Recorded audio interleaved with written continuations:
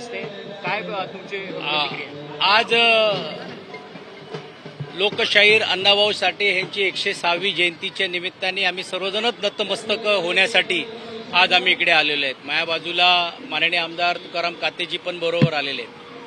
आणि तुम्ही म्हटल्याप्रमाणे गोष्ट खरी आहे की गेल्या अनेक वर्षापासून इकडे एकच घोषणा व्हायची की स्मारक व्हायला पाहिजे. पण आज बघा तुम्ही, हम सब एक आहे, जय लहूजी आणि अशी घोषणा इकडे होत आहेत. हेच मला असं वाटते सत्ताकरणच्या नंतर मिळालेला त्याचा वापर या समाजाच्या घटकांना न्याय देण्यासाठी आहे. आणि ह्याचे जे प्रेरणाकारक जी लोक आहेत हे माझ्या बाजूला आहेत की ज्यांनी आम्हाला आठवते की राष्ट्रवादीमध्ये असताना आपण ते घर विकत घेतलं पाहिजे, नाही तर कोणीतरी घर घेतलं तर ते होणार नाही. त्या काळामध्ये ढोबळे साहेब होते, रमेश होता, इतर सर्वच लोक होती आणि त्यावेळी म्हणूनच ती जागा ही शाबूत राहिली आणि म्हणून ही स्मारकाची चर्चा आज या निमित्ताने होतोय.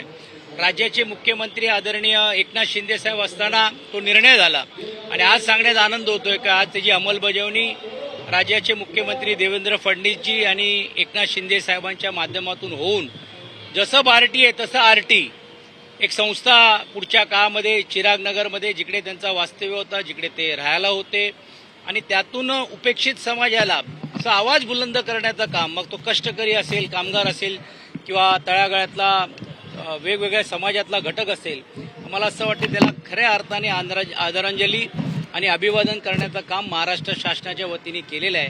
आणि नजीकच्या काळामध्ये एक भव्य स्मारक आणि एक संस्था हे त्यांच्या रूपाने या निमित्ताने तयार होणार आहे. त्याचा एक भाग म्हणूनच सुमननगरच्या इकडे ज्यावेळी फ्लायओव्हर झाला होता त्यावेळी हा पुतळा स्थलांतर करायचा असा प्रस्ताव होता.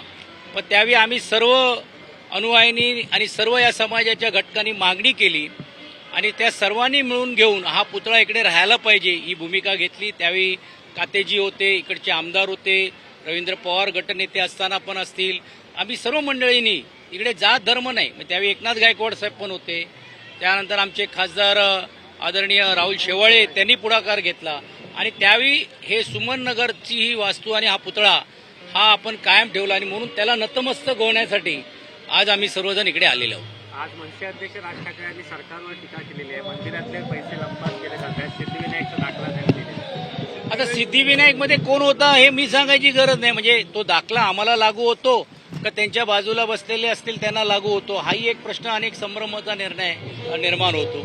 आणि असा त्यांच्याकडे जर अधिकची माहिती जर आताची असेल तर त्यांनी ती एवढे दिवस गप्प का बसले होते हाही प्रश्न निर्माण होतोय. परवाच्या सभेमध्ये एकनाथ शिंदेजींनी जो मुद्दा मांडला होता, मी म्हणत नाही का त्यात हे योग्य आहे का अयोग्य आहे, पण त्याची चर्चा न करता मला ते विषांतर करण्याचा प्रयत्न दुर्दैवाने होतोय. राज ठाकरेंनी पत्र देखील वाचून दाखवलेलं आहे, जे एकनाथ शिंदेना काही पदाधिकाऱ्यांनी पत्र दिलं आहे, कशा पद्धतीने सिद्धिविनायक संदर्भातलं पत्र त्यांनी दाखवलेलं आहे. सिद्धिविनायकला दानाची जी काही चोरी होते या सगळ्या संदर्भामध्ये एकनाथ शिंदेनं पत्र बघा, दानाची जी चोरी होते त्यासाठी सक्षम रीतीने काही उपाययोजना सदा सरवणकरजींच्या नेतृत्वाखाली विद्यमान असलेल्या सर्व पदाधिकाऱ्यांनी घेण्याचं काम केलेलं आहे. कर्मचाऱ्यांकडनं हे अशा गोष्टी होत आहेत का आणि म्हणून तो आरोप सिद्ध करण्याच्या अगोदर काहीतरी सुव्यवस्था व्हायला पाहिजे ही भूमिका ही त्यांनी स्वतः घेतली आणि म्हणून अनेक कर्मचाऱ्यांची पण नाराजगी ओढून घेण्याचं काम त्यांनी केलं आहे.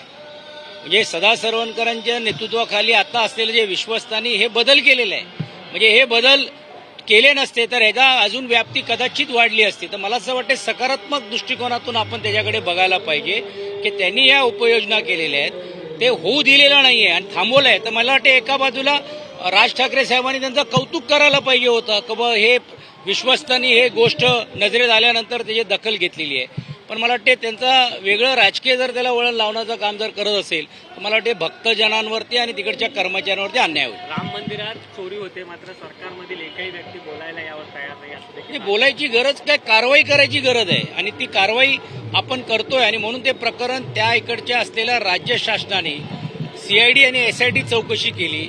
आता वेळ प्रसंगी CBI पण करायची तयारी ही होती आणि तुम्ही बघितलं असेल की त्यात अनेक उपाययोजना केंद्र आणि राज्य सरकारने देखील आणण्याचं काम केलेलं आहे. सचिन भाऊ, खरं तर मुंबईतला एक महत्वाचा प्रश्न म्हणजे मुंबईकरांसाठी स्वच्छतेचा आणि आरोग्याचा प्रश्न हा उपस्थित होतोय.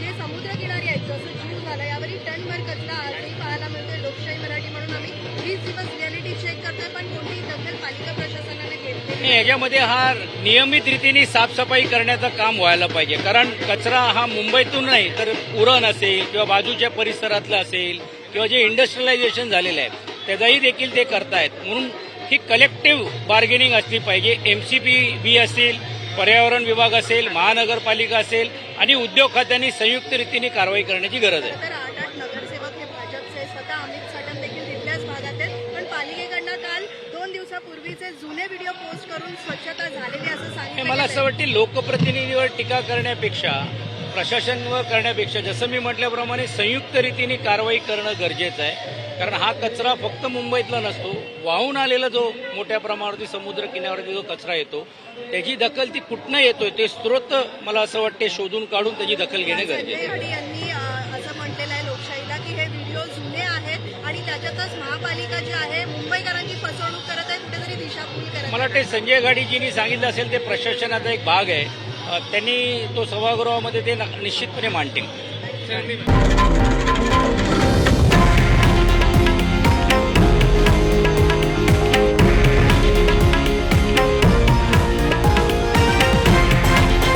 हे आहे देशातील नंबर 1 न्यूज नेटवर्क आणि आपण पाहत आहात TV9 मराठी, एकमेव.